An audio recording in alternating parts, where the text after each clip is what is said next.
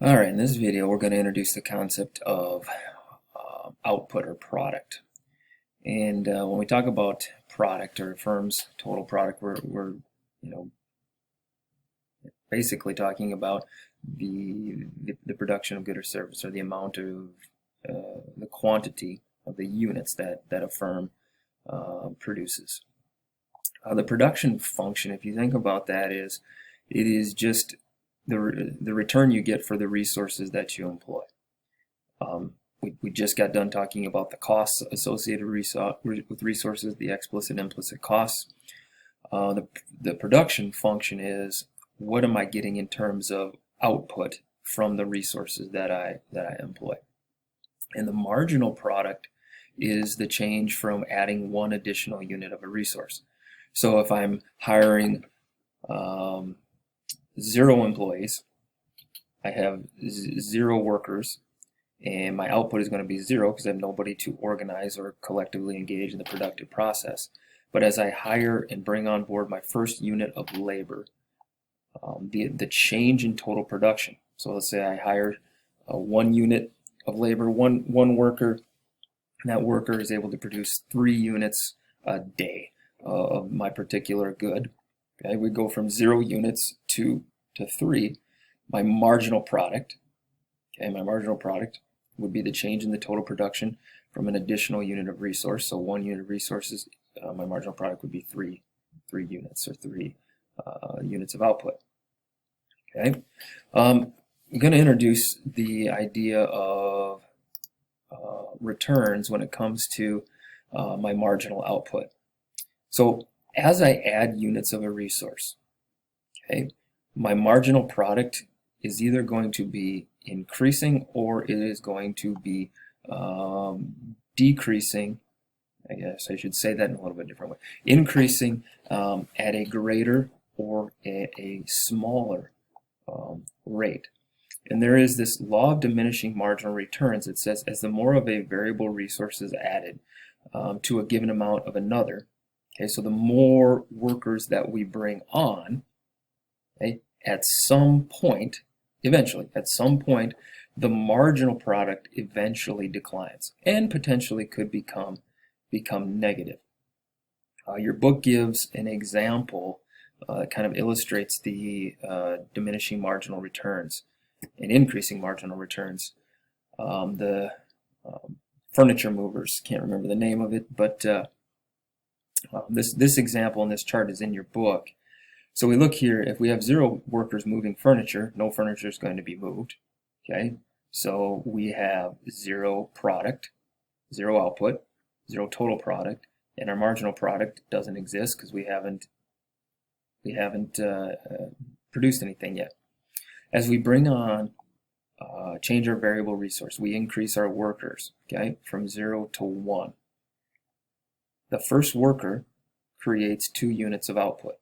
So our total product has moved from 0 to 2, and our marginal product is 2. So by adding 1 unit of the resource, we gain 2. So we went from 0 to 2. We see increasing marginal return. We add another unit of labor.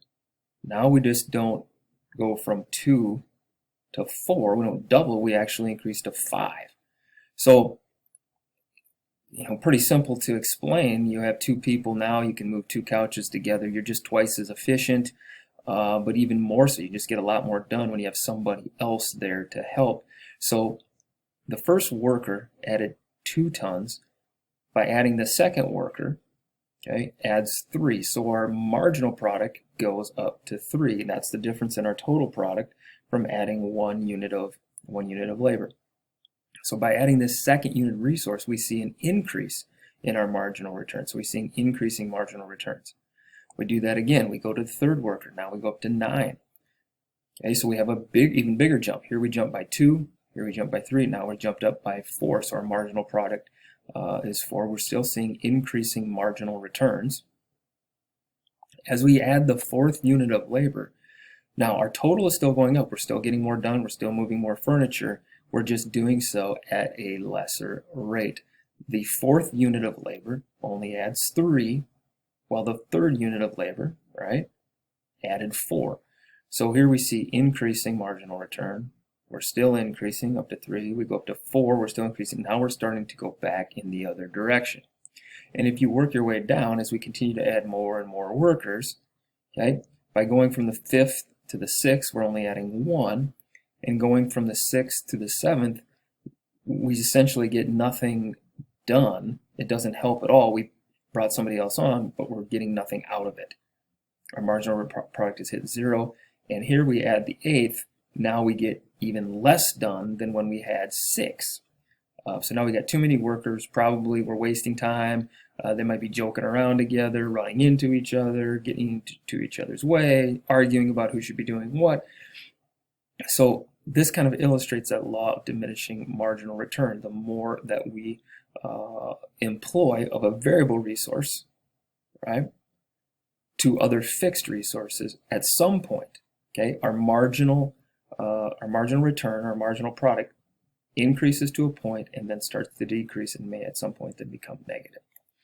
I think there's also a chart that kind of illustrates that, and this is essentially the same chart graphing our total product and our marginal product. And you can see as we employ our labor, so here's our first or second or third, we're seeing increasing marginal returns.